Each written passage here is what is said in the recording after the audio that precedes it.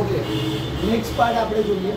સેવન સમ discuss કરવાનો હતો, તો હવે સેવન સમ માટે આપણે ડિસ્કસ કરીશું. What we consider over here is that કે સેવન સમમાં કરંટ રેશિયો ખાલી તમારે ફાઇન્ડ કરવાનો છે, જે ટેકનિકલી બહુ જ ઇઝી છે.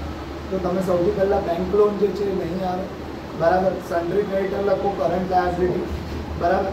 આફ્ટરવર્ડ્સ બિલ્સ પેએબલ આવશે, current liability. Creditors for expense એટલે જે મિસેલિનિયસ ક્રેડિટર છે, કરંટ લાયબિલિટી. ડિવેન્ચર મશીનરી નહીં આવે, સ્ટોક ઇન ટ્રેડ નહીં આવે, ડેટર્સ કરંટ અસેટ. એના પછી કેશિમેન્ટ current asset, asset bank current asset, short term investment પણ કરંટ અસેટ જ આવશે. અને પ્રીપેડ ઇન્સ્યોરન્સ એટલે કે એડવાન્સમાં ભરેલો ઇન્સ્યોરન્સ છે, બરાબર. તો એ પણ સામે આવશે કરંટ અસેટ, બરાબર. તો ચલો જોતા જઈએ. એન્ડ આ સમ તમારે જાતે કરવાનો રહેશે. હવે આની અંદર ખાલી લિક્વિડ રેશિયો છે, જેને આપણે ક્વિક રેશિયો પણ કહી શકીએ છીએ. તો ક્વિક રેશિયોથી આપણે પૂરક કરવાનું છે. તો what is a quick ratio? ચલો ભાઈ અભી દર અહીંયા ધ્યાન આપજો બધા, બરાબર. સૌથી પહેલાં આપણે સ્ટાર્ટ કરીએ ક્વિક રેશિયો. તો ક્વિક રેશિયો શું છે? First point liquid ratio. Liquid ratio બરાબર કરંટ અસેટ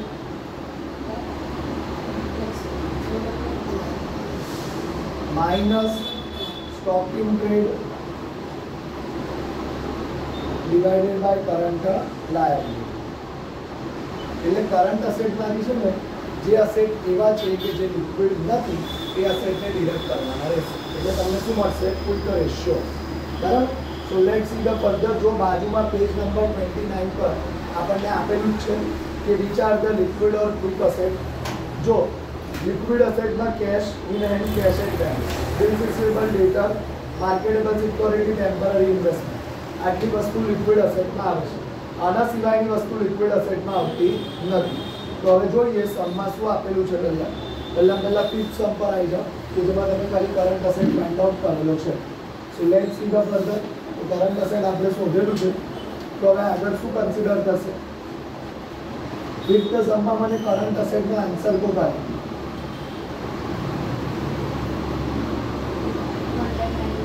1,90,000 જે ગઈકાલે મેં આપેલો હતો. એ જ રીતે કરંટ લાયબિલિટીનો આન્સર કેટલું આવશે? 85,000. હવે આ જે કરંટ અસેટ તમે ફાઇન્ડ કર્યો હશે ગઈકાલના હોમવર્ક સમમાં, બરાબર. તો એ જ કરંટ અસેટમાંથી તમારે શું ડિડક્ટ કરવાનું છે? તમારે લિક્વિડ અસેટ જોઈતું હોય, બરાબર. તો લિક્વિડ અસેટનો મતલબ આપણે કહી શકીએ કે liquid asset equals to current asset. એ કરંટ અસેટમાંથી આપણે માઇનસ કરવાનું રહેશે. That is only stock. તો સ્ટોક કેટલો છે? 60,000. તો સ્ટોકની આપણે વેલ્યુ મૂકીએ 1,90,000 માઇનસ 60,000 એટલે કેટલું આવશે? 1,30,000. હવે બોલો લિક્વિડ રેશિયો બરાબર શું લખવાનું? Liquid asset upon current liability. तो लिक्विड असेट कितना આવશે? 1,30,000. करंट लायबिलिटी कितनी આવશે? 85,000. आंसर કેટલો આવશે? ચેક કરો. 1.5 બરાબર /1 એટલે 1 ની સામે 1.5 થી પ્રપોર્શન આવશે. So this is your sum number 5. Now sum number 6. હવે જોઈએ એમાં કરંટ અસેટનો આન્સર કેટલો હતો ભાઈ? 90,000. કરંટ લાયબિલિટી કેટલી હતી? 65,000. 60,000. હવે બોલો લિક્વિડ અસેટ બરાબર શું લખવાનું? Liquid asset is equal to current asset માંથી શું માઇનસ કરવાનું? करंट असेट माइनस इन्वेंटरी એટલે કે સ્ટોક. ચલો કરો 90,000 માઇનસ 20,000 એટલે શું આવશે? 70,000. હવે નેક્સ્ટ શું આવશે? લિક્વિડ રેશિયો લિક્વિડ રેશિયો બરાબર શું લખવાનું? Liquid asset upon current liability. Liquid asset કેટલા? 70,000. करंट लायबिलिटी કેટલી? 60,000. आंसर કેટલો આવ્યો? 1.17 અને એનો આન્સર કેટલો છે? 1.53.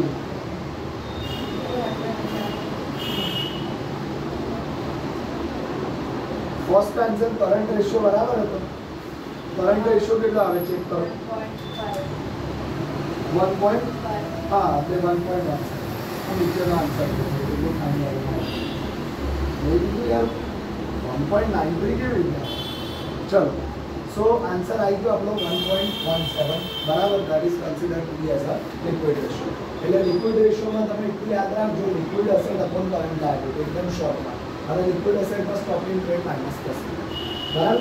7 સમ તમારે કરવાનો છે. 7 સમમાં અગેન તમારે સ્ટોકિંગ ટ્રેડ માઇનસ નથી કરવાનો, જે સ્ટોક્સ હોય ને એ માઇનસ કરવાના છે. સ્ટોક્સ આપેલા છે ચેક કરો. પહેલા જો તો 7 સમમાં કરંટ રેશિયો આવ્યો કે ના આવ્યો? ગણ્યું તમે? ફટાફટ ઓરાડી ગણ લો ને એટલે ચેક થઈ જશે. કેલ્ક્યુલેટરમાં ચેક કરો. 1.94 હા એટલે સ્ટોકિંગ ટ્રેડ છે ને સ્ટોકર્સ आ रहे हैं कैसे आ रहे हैं? आ रहे कैसे आ रहे? करो ये सबका टोटल दिया आपने, सबका लायबिलिटी का कितना हुआ?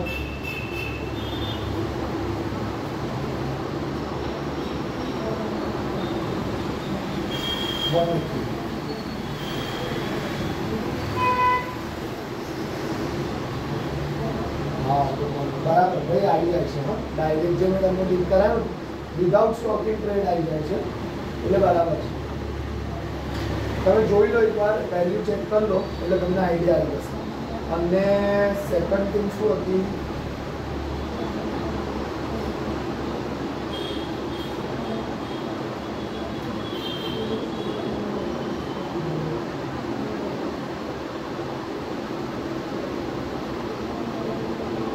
બેટરમાં 72 લેવાના છે.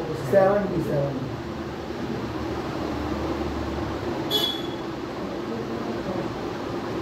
કરંટ અસેટ આટલા બરાબર કયા છે? શું કરંટ અસેટ બરાબર કયા છે? કમ્પ્લીટ છે, ખાલી સ્ટોકિંગ ટ્રેડ નહીં આવે.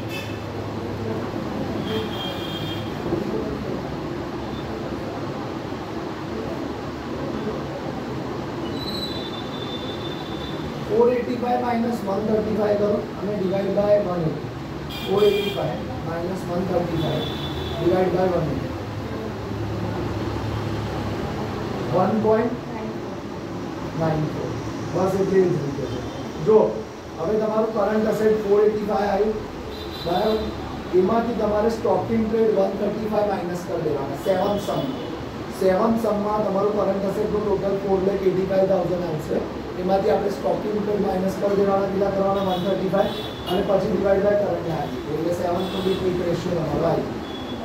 ક્વિક રેશિયોનું બીજું નામ છે લિક્વિડ રેશિયો, એનું ત્રીજું નામ છે એસિડ ટેસ્ટ રેશિયો. હવે એનું રીઝન સમજી લો બેનિફિટ કેમ ક્વિક રેશિયો ઇમ્પોર્ટન્ટ છે. આપણે તો કરંટ રેશિયોથી બિઝનેસની પોઝિશન ખબર પડી ગઈ, પણ જે લિક્વિડ રેશિયો છે ને તમારી લિક્વિડિટી બતાવશે. ઘણીવાર લોકો પાસે કેવું હોય, પૈસા બહુ હોય, અસેટ્સ બહુ હોય, પણ લિક્વિડ કેશ ના મળે, તો એ બિઝનેસ માટે એડવાઇઝેબલ નથી. You must have a source of liquid also.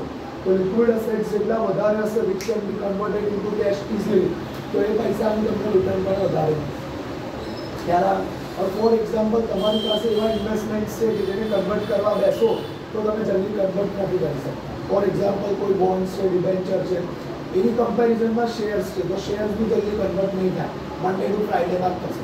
પૈસાની જરૂર પડી સેટરડે સાંજે, એટલે 1.5 દિવસ રોકાઈ જવું પડશે. તો તમારી પાસે અમુક લિક્વિડ અસેટ જોઈએ, cash balance, bank balance, gold કે જે એની ટાઈપ પૈસા અને સૌથી લિક્વિડ શું કહેવાય? કેશ.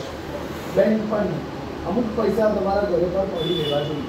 50,000 લાખ રૂપિયા લાગે આપણા ઘરે એમને જ પડી રહેવા જોઈએ, આપણે જરૂર કમાઈએ ત્યાં બરાબર. તો એની ટાઈમ તમને કંઈ પણ ઇમરજન્સી અરાઇઝ થઈ તો તમે એને યુટિલાઇઝ કરી શકો છો. તમે તમારી ઇન્કમમાંથી જો માની લો કે if if you are earning 10,000, 20,000, 1 lakh at a month, તો 10 to 15% લિક્વિડ હોવા જ જોઈએ આપણી પાસે. પડી જોઈએ ને ભૂલીને જ ચાલશે. એટલે 15-20 હજાર તમારા ઘરમાં જોઈએ. બરાબર. જ્યારે લોકો શું કરે છે, બધું ડિજિટલ કરી દીધું છે. બરાબર. એટલે ટાઈમ પર એમને ઘણી વાર આપણે નહીં કહેતા કોઈ જગ્યાએ અટવા હોય મારે તો બહુ થાય કેશ ના હોય, ઓનલાઈન જ મળે મારી પાસે. એટલે કોઈ જગ્યાએ અટવા તો કોઈને કેવું પડે કેશ આવો ને ઓનલાઈન કરતો. હવે સામેવાળો કરે ના કરે એમાં ઘણી વાર પણ પૈસા પણ આપવા પડે છે એડિશનલ. 1030 રૂપિયા 40 રૂપિયા એવા જતા હોય. એટલે કે હું તમને કેશ આપું પણ 30 રૂપિયા કમિશન આપું. અહીંયા જ શોપ છે આપણું દુકાન, અહીં નીચે છે.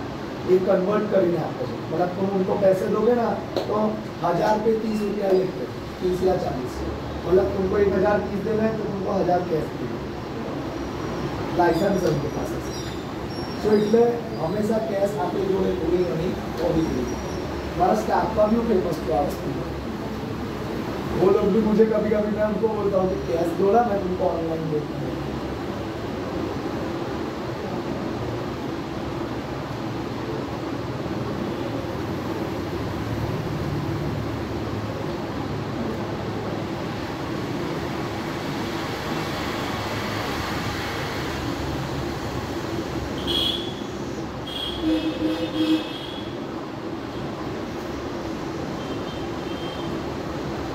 उतारी लो भाई फास्ट. तो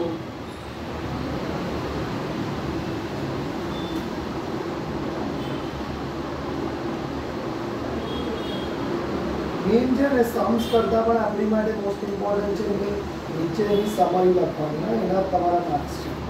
એની ડિટેલ લખવાની કે ભાઈ આનો મતલબ તમે શું સમજાવી શકો. આ લોકોને લિક્વિડિટીની કમ્પ્લેટલી સારી છે, આ લોકોની ઓલમોસ્ટ એવરેજ છે, પણ વનની નીચે હોય તો એડવાઇઝેબલ નથી.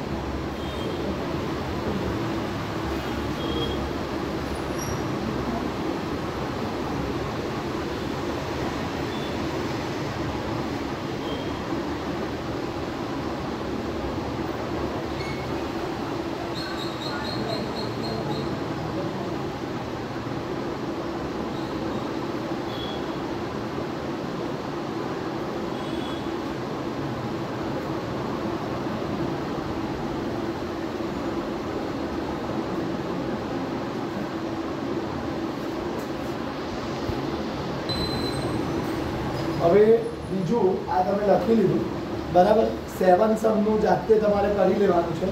સેકન્ડ થિંગ સમ નંબર 3 ને સમ નંબર 4 પેજ નંબર 29 ગઈકાલે સેકન્ડ સમ કરાવી દીધો હતો. પેજ 29 પર 3 ને 4 આજે જાતે ટ્રાય કરજો, આવડે તો ઠીક, નહીં તો આવતીકાલે આ સમ કરાવીશ. બરાબર.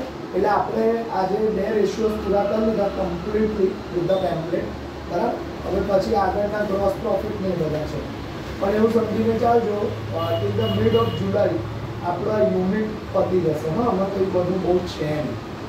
2 મેઇન સમ છે કે જેની અંદર બધું આવી જશે. હું તમને ટીક કરાવી દઉં કે સૌથી મેઇન સમ છે પેજ નંબર 29 સોરી 40 ઇલસ્ટ્રેશન 29 સૌથી મેઇન સમ. આવો સમ એક્ઝામમાં પૂછાશે. ઇલસ્ટ્રેશન 29 પેજ નંબર 40. બસ આ એક જ સમ ઇમ્પોર્ટન્ટ. આ એક બી તમે એક્ઝામ વખતે કરો ને એટલે તમારો આખો યુનિટ પતી. અને નેક્સ્ટ છે ઇલસ્ટ્રેશન 40 પેજ નંબર 48 ઇલસ્ટ્રેશન 35.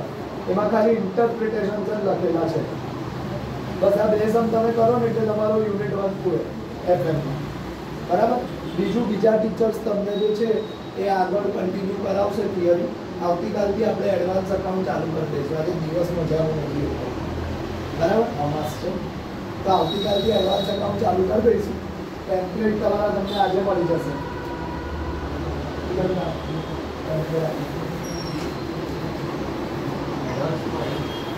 आई गयो एडवांस अकाउंट दे दिया. ठीक है, ओके ओके मिल गया मिल गया. तो काल के एडवांस अकाउंट में उनका इंडेक्स बताई दो केवी છે. ओ હવે સબ્જેક્ટ સિલેક્ટ કયા કાલે કાલે હું કરે ગ્રુપમાં આવી જશે સબ્જેક્ટ સિલેક્ટ. અમાલ ગમે સર આપણે પહેલા છે ને કરીએ છીએ. ચાલો કદાચ હું આજે બીજું પણ આપી દઉં સેકન્ડ યુનિટ, કારણ કે આ થોડું મજાનું છે. આ તમે કરશો ને એટલે તમારો સબ્જેક્ટ પરથી ભરોસો અને વિશ્વાસ ઉઠી જશે. અમારું 6 મેટર છે. ઓકે, કઈ વાંધો નહીં. Thank you very much. Class dismiss. આવતીકાલથી એડવાન્સ અકાઉન્ટ.